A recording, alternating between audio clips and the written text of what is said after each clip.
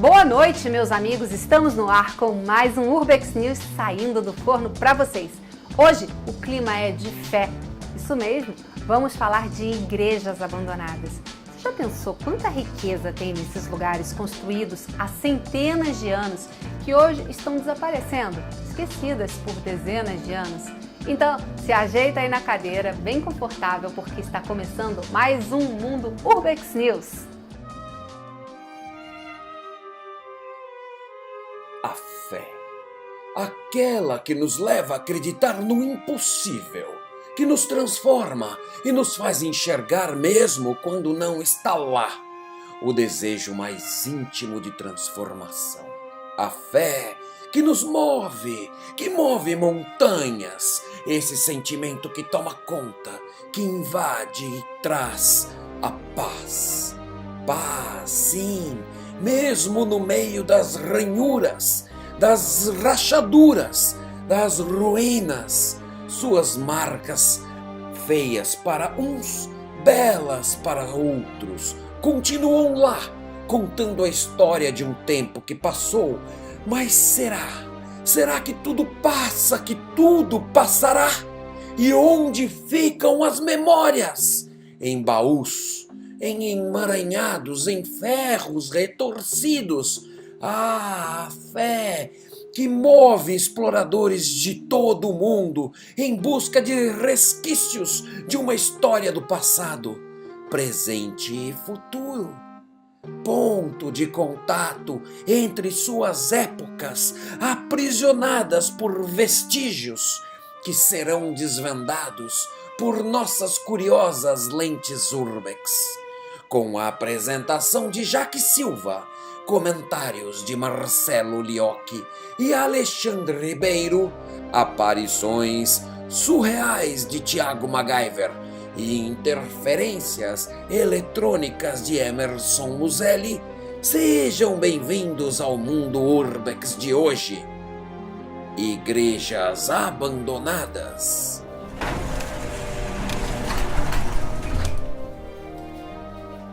Eu estou muito feliz de falar desse tema hoje, porque tudo isso é muito profundo, né?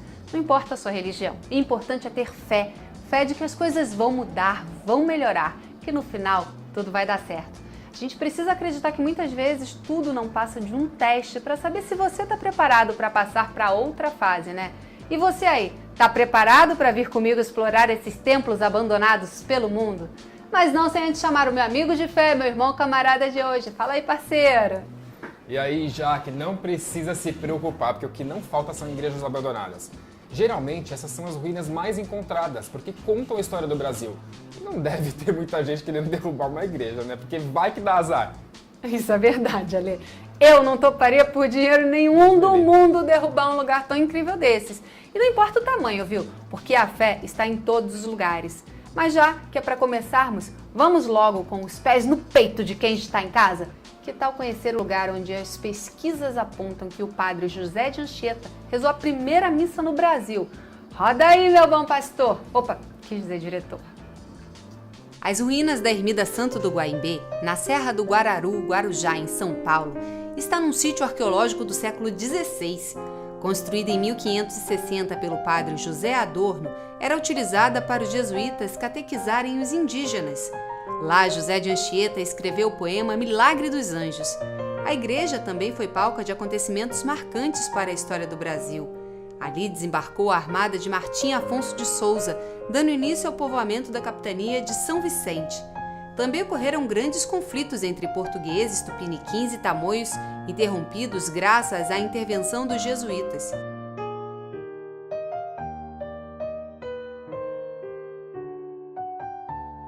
Lá também foi rezada a primeira missa de José de Anchieta. Fazendo um passeio por essas ruínas, vemos belas colunas em arcos, grandes e espessas paredes de pedras. Ao redor, uma pequena escadaria leva a uma entrada. Vamos agradecer ao canal Caçadores de Horizontes e ao canal do André Pimentel que estiveram lá fazendo essas imagens que mostramos aqui. Na parte superior das ruínas, vemos um espaço onde ficaria um pequeno coral. porque, segundo a história, uma das formas usadas pelos jesuítas para se aproximarem e catequizarem os indígenas era a música. A música era a melhor maneira de estabelecer um ponto emocional de comunicação com os índios naquela época. Os jesuítas eram exímios exploradores, pois viajavam anotando, desenhando, estudando toda a natureza ao redor. Depois publicavam livros que ainda hoje são as nossas únicas referências de história daquela época. Nosso amigo Emerson, que está em um contato bem acirrado com a cultura indígena, estudando os sertanistas historiadores que foram explorar os confins da Amazônia um pouco, sabe falar mais pra gente, não é não? Fala aí, meu diretor! A questão aqui não é só sobre a catequização dos índios no Brasil, mas como os portugueses, e principalmente os mercenários oportunistas da época, enxergaram no índio uma oportunidade de corromper e retirar da terra e do índio o que ele tinha de melhor e mais valioso. Bom, todos nós sabemos que os índios naquela época eram ferozes, comedores de gente, flechadores, certo? Errado. Nem todos, porque muitas tribos ou etnias completas eram muito servis, recebiam o homem branco com uma inocência inacreditável, e isto custou caro demais para eles. Eles foram quase extintos, ou extintos, como o caso dos índios tapajós, que hoje dão nome ao rio. Esses não existem mais. Bom, naquela época, os jesuítas, entendendo este abuso e enxergando aí outra oportunidade, desta vez de doutrinar e catequizar, se embrenharam na mata, fazendo verdadeiras frentes de batalha, com estes mercenários, usurpadores, que na época detinham poderes políticos indiscutíveis. Para essa frase parece meio atual, poderes políticos indiscutíveis. Bom, voltando à época, os jesuítas tinham a melhor das intenções para proteger os índios e fundar nos confins da Amazônia, no Brasil, a religião católica. Histórias muito bem contadas em livros e filmes, como A Missão, em que o padre jesuíta Gabriel, interpretado por Jeremy Irons, vai até os confins da América para doutrinar os índios, no filme de Roland Roffé.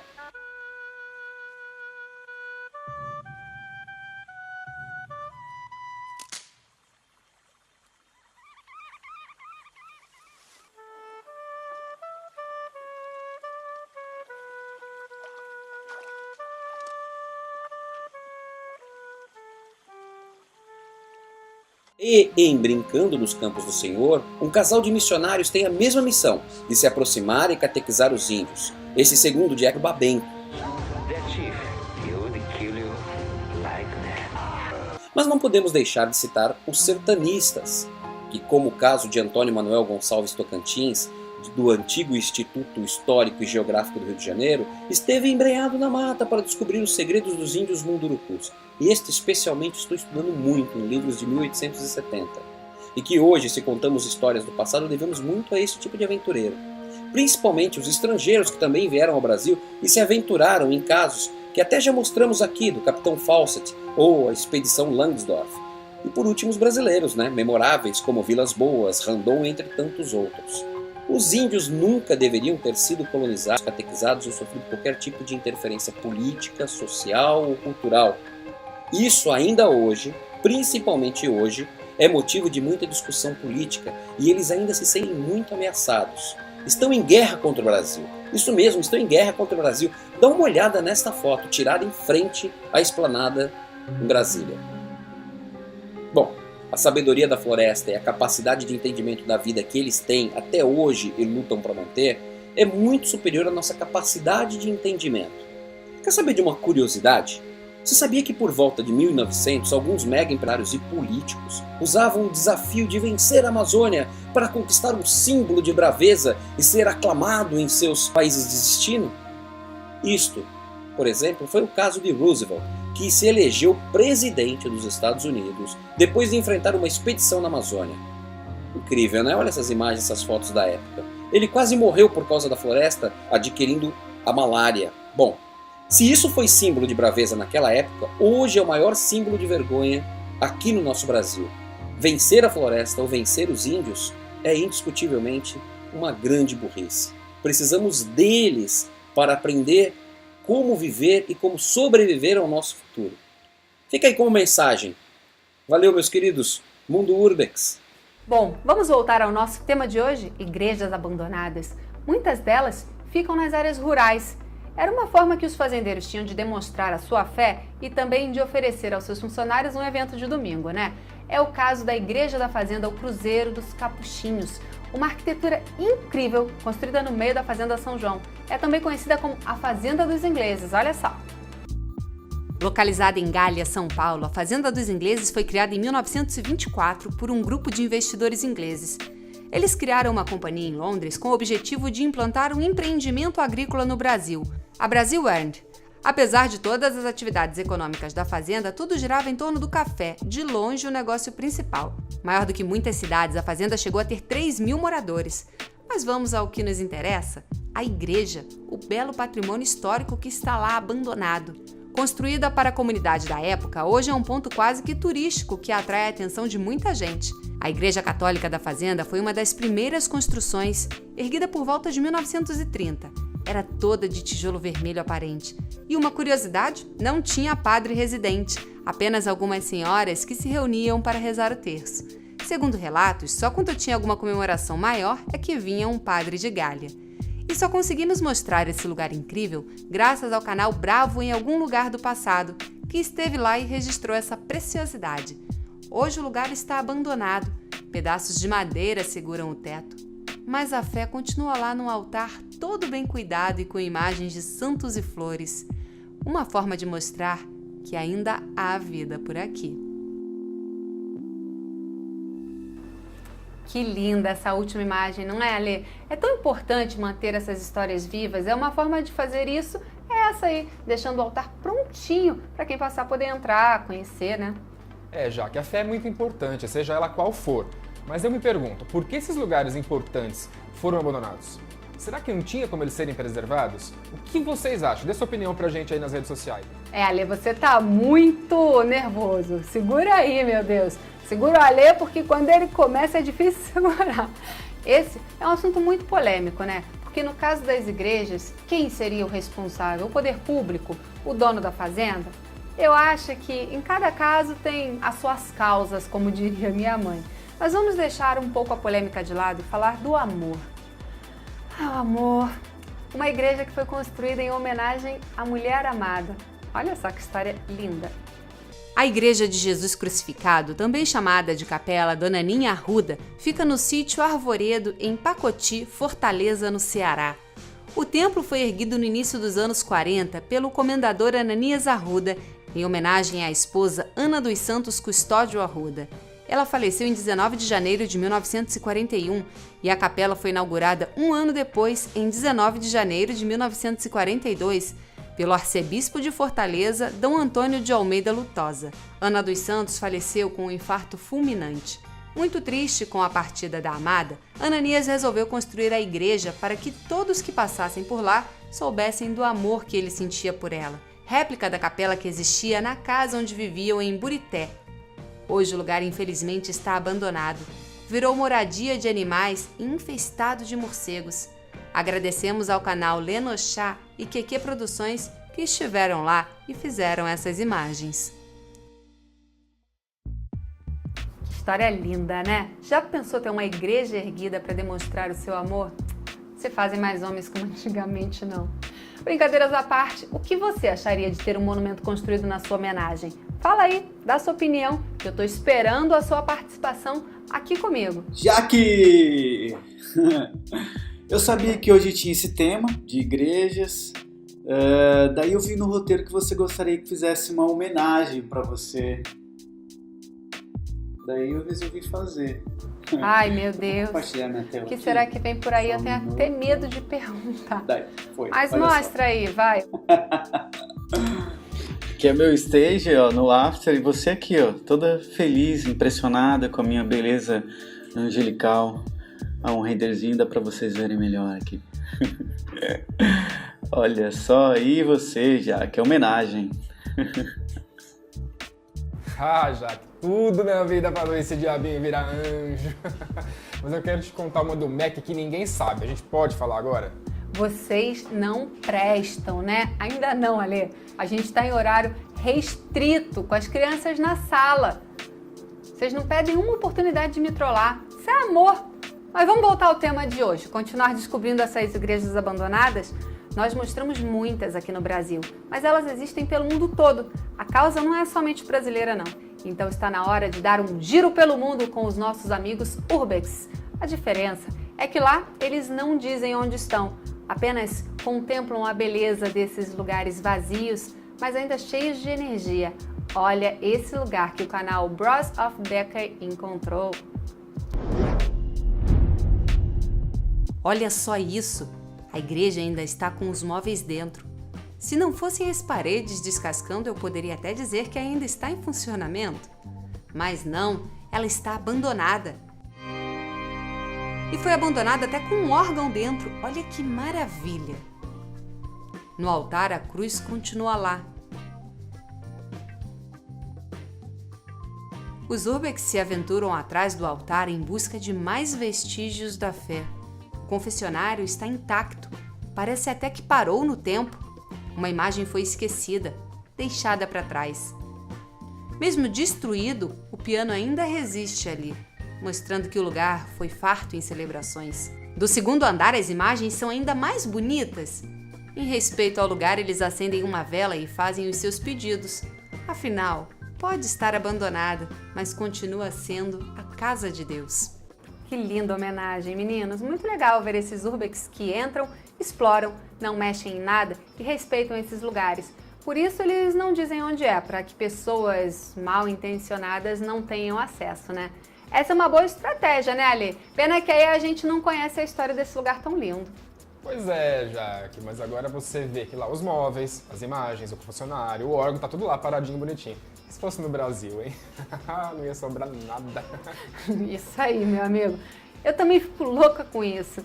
Continuando as nossas explorações pelo mundo, vamos dar uma voltinha com o nosso amigo Josh, que já explorou de tudo e está sempre aqui com a gente. Olha o que ele apronta. Ajoelhe e reza, gato. Hã? Que foi, Ale? Solta o VT aí, Jaque. This is hilarious. We're back inside one of the old Gothic cathedral churches. Não bastasse entrar na igreja, eles descobriram um buraco no chão. O que será que tem lá embaixo? Sim, eles entraram lá, já pensou? Que emoção, hein? Ele vai contando tudo o que está vendo e narrando essa aventura. Josh começa a subir as escadas. O lugar parece bem alto. E os Urbex encontram um aparelho que pode acionar o sino da igreja e vão até lá checar, é claro. E não é que é isso mesmo? Olha a engenhoca que é esse lugar. John said there's a bell up there. We're gonna go check this bell out. Dun, dun, dun. Olha o tamanho desse sino. E ainda está lá, de certa forma, preservado. Ele encontra mais escadas, mas essas de madeira parecem estar bem deterioradas. E Josh, ao ver perigo, prefere não continuar por ali. Muito bem, Josh. Vai só até onde é seguro. Não corra riscos. Isso vale para qualquer pessoa que queira começar a explorar, viu? Segurança em primeiro lugar. E ele até resolveu colocar uma máscara para explorar, digamos, mais a fundo. Ah, tá. É que agora ele está naquele buraco que acharam no chão da igreja lá no início da exploração. Parece até um labirinto. Olha só que maneiro. E sai lá do outro lado. Esse é um belo esconderijo. O que será que eles escondiam aqui embaixo no passado, hein? Vai saber. E cuidado aí, viu? Mais um perigo. O chão está se desfazendo. Continua com cuidado, mas mostra mais um pouquinho pra gente desse lugar incrível, Josh.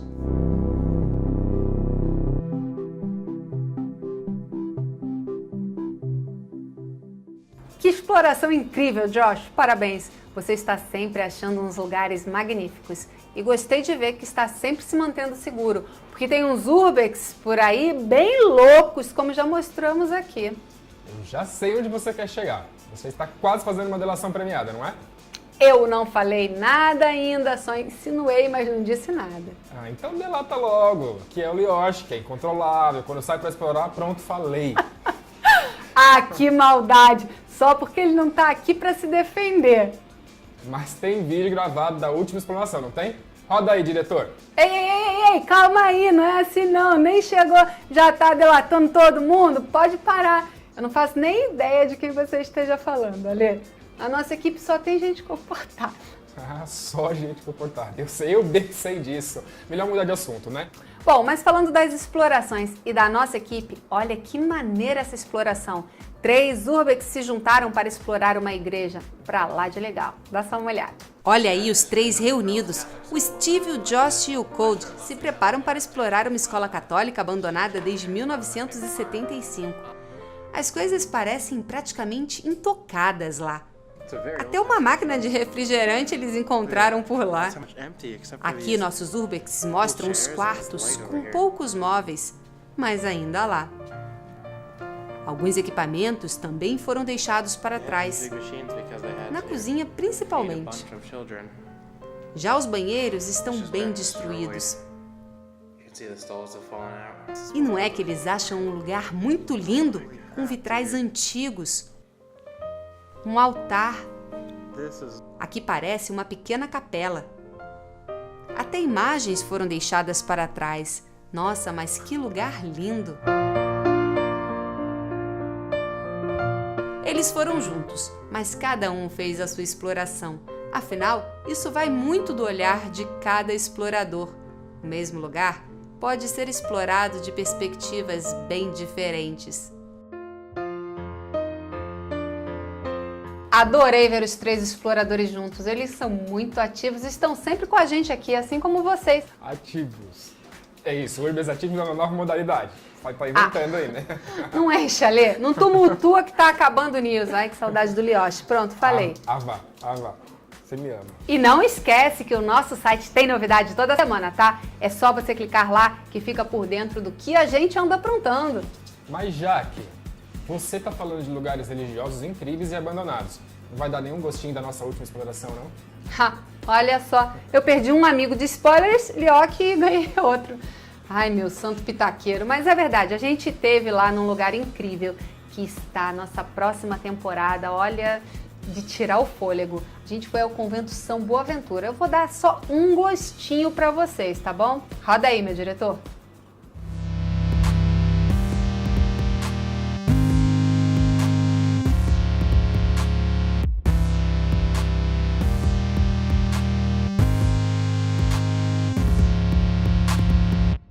Na nossa próxima temporada, vocês vão ver o convento São Boaventura, situado em Itaboraí, no Rio de Janeiro.